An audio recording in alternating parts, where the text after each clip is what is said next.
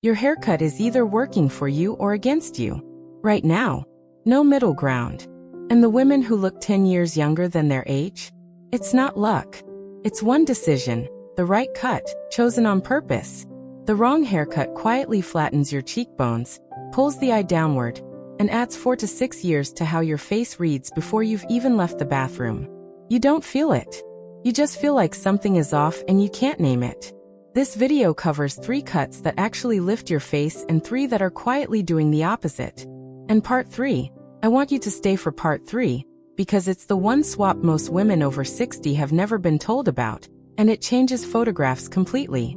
I researched the worst style and beauty mistakes and the best fixes for women over 50, so you get real results fast. If you haven't already, hit subscribe. I cover this every week. Part 1. The first cut that ages you and the swap that lifts everything. You've probably had this cut before. Maybe more than once. And every single time, something felt almost right but not quite. You kept asking your stylist to adjust it. They kept adjusting. And something still wasn't landing. Here's what nobody was saying out loud. The blunt one-length bob cut at the jaw is one of the most aging haircuts a woman over 60 can choose. And it's also one of the most popular. That's the problem. It feels safe. It looks clean in the salon. It photographs badly at home. This one is the hardest mistake to spot on yourself, because the cut looks intentional. It is intentional. That's why you keep going back to it. The jaw-length blunt line acts like a visual shelf. It cuts your face in half, draws a horizontal across the widest part of your lower face, and it boxes in your cheekbones. And those cheekbones are one of the most beautiful things about your face. Your bone structure was designed to be seen. This cut hides it. A friend of mine sat in a salon chair last year. Stunning woman, real natural grace. And every time she tried to describe what she wanted, she said, "Just keep it clean." She didn't know she was describing the very thing that was working against her. She thought she wanted neat. What she actually needed was movement. This is the one I want you to really sit with. So here's the swap. If you're currently wearing a blunt jaw-length bob, you're asking for a cut that works against your bone structure. Swap it for a layered lob, a long bob that falls just past the collarbone with soft layers that angle forward around the face. The length alone drops the visual weight below your jaw. The layers open your cheekbones back up. In photographs, your face reads wider at the top and narrower at the jaw. That's the direction that reads younger, always. The layering isn't dramatic. You're not going for a shag or anything rock and roll. You're asking your stylist for soft face framing layers from the cheekbone down, with the longest point sitting 2 inches below the collarbone. Those exact words. Use them. They tell a stylist everything they need to know. And for maintenance, a layered lob needs a trim every 10 to 12 weeks to keep the layers from going heavy. If you go longer than that, the movement disappears and you're back to weight. Mark it in your calendar right now. Yes, now. Coming up next, the second cut that's quietly aging you, and I'm going to be honest, it's the one most women defend loudest. That's exactly why it makes the list. Part 2, the most defended mistake and the cut that actually flatters. Ask any woman over 60 which cut she swears by and she'll tell you. The short cropped cut close to the head. Neat. Practical. Easy. She has 10 reasons it works for her. She's had it for 15 years. Here's the thing though, easy and flattering are not the same conversation. The closely cropped cut that hugs the skull with no volume and no lift, the kind that sits flat against the head from the crown all the way down, is doing one specific thing to your face. It's removing all the upward visual weight from your silhouette. And the moment that crown volume disappears, your face reads heavier at the jaw. Your eyes look further down. Your features drift south. That's not aging gracefully. That's geometry. You've been loyal to that cut for years. I understand that. And I'm not here to take something away from you. I'm here to tell you there's a version that gives you everything you love about it and does better work for your face at the same time. Write this one down. The pixie cut with volume at the crown is one of the 3 haircuts that actually makes women over 60 look younger. And it's the most underused of the 3. Not a tight cropped pixie. Not a military clothes cut. A pixie where the stylist deliberately leaves length and volume on top. At least 2 inches of movement at the crown. and keeps the sides and nape soft and tapered rather than clipped. That volume at the top of your head lifts the entire visual line of your face upward. Your cheekbones red higher. Your eyes look wider.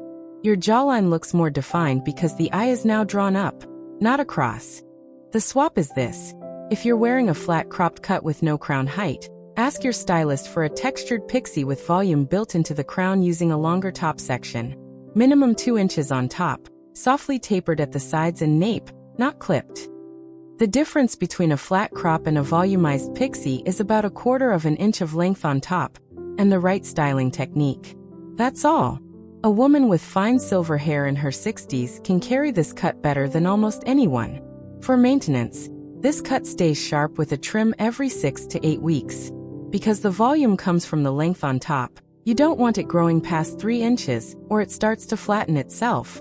Keep it managed and it works effortlessly. I want to say this clearly because I mean it. Your bone structure is already doing the hard work. The right cut just gets out of its way. A volumized crown gives your natural features the frame they were always meant to have. There's one thing about the next section that nobody in this space talks about openly, and it's the third cut women over 60 avoid, because they think it's too dramatic. It isn't. That's next. Part 3. The cut nobody recommends enough and the second mistake to stop making. Okay, this one. I genuinely love this part because what I'm about to tell you surprises almost everyone who hears it. And once you hear it, you'll start noticing it on every woman over 60 who photographs beautifully. There's a cut that makes more women over 60 look younger in photographs than any other single hairstyle. And most stylists don't lead with it because they assume you won't want it. They assume it's too much. It isn't too much. It's exactly right. The curtain bang fringe paired with a mid-length cut is the most face-lifting, age-reversing combination available to a woman with mature features, and the retention rate among women who try it is extraordinary. Meaning, once they try it, they don't go back. Here's why it works, and why it works specifically for mature features. Curtain bangs that part gently at the center and sweep outward create a soft arch over your forehead that draws the eye upward toward your brow line. That upward pull is everything. It lifts the visual center of your face.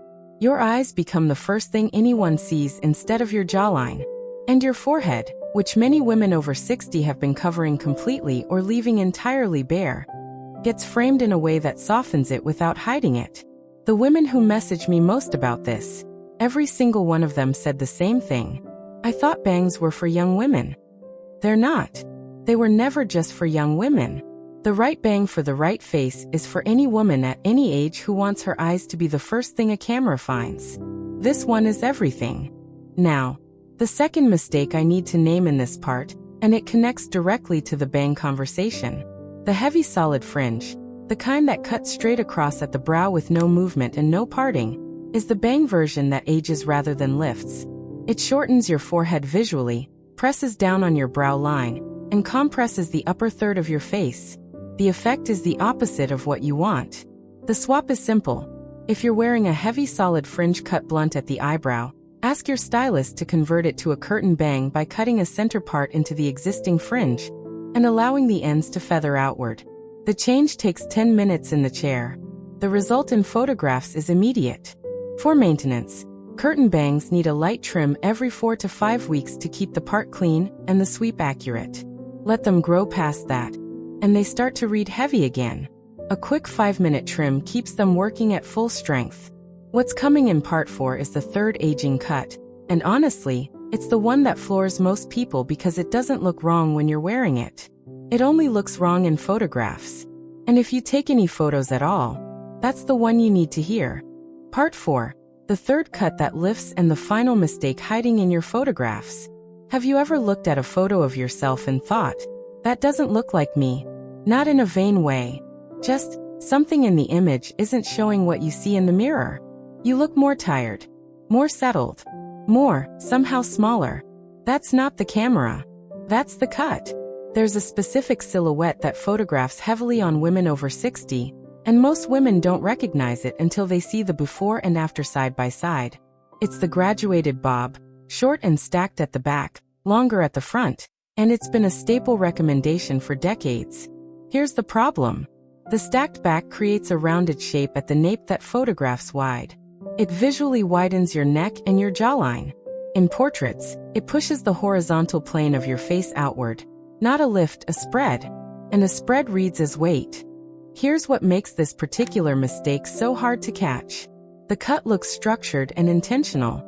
It feels like a style decision because it is.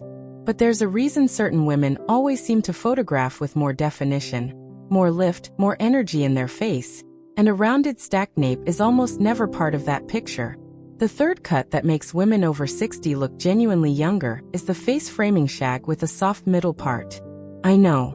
The word shag sounds like something from a different decade. It's not. The modern shag for women over 60 has nothing in common with the heavy rock and roll cuts of the past. It's a layered, feathered cut with movement through the mid-lengths and a soft natural texture that sits comfortably between the jaw and the collarbone. Most women find this one the hardest to hear, but it always is the one that matters most. So here are the 3 swaps together, because you deserve to hear them in one place. If you're wearing a blunt jaw-length bob, swap to a layered lob falling just past the collarbone with soft face-framing layers.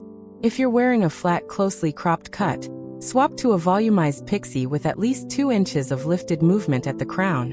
And if you're wearing a stacked graduated bob, swap to a modern soft shag with feathered layers and a gentle center part.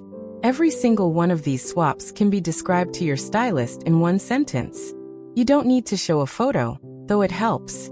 You just need the words, and now you have them. For maintenance on the soft shag, it needs a trim every 8 weeks to keep the layers defined. Go longer than that, and the feathering collapses into a single weight line, and you lose all the movement that makes it work. You've just learned things today that took most women years to figure out, or never figure out at all. You've got the cuts, the swaps, the specific words for your stylist, and the reason behind every single recommendation. That's not a small thing. That's yours to keep. You just learned the 3 cuts that quietly add years, and the 3 that take them back. The blunt jaw bob, the flat crop, the stacked graduated bob. You know what they're doing to your face now and why. And you know the swaps. The layered lob, the volumized pixie, the curtain bang fringe, the modern soft shag. You walked into this knowing something was off. You're walking out knowing exactly what to do about it. Boom. Your bone structure was always this stunning. Now it shows. Tell me in the comments. Which of these cuts were you wearing without knowing what it was doing? Because I have a feeling one of them landed pretty close to home.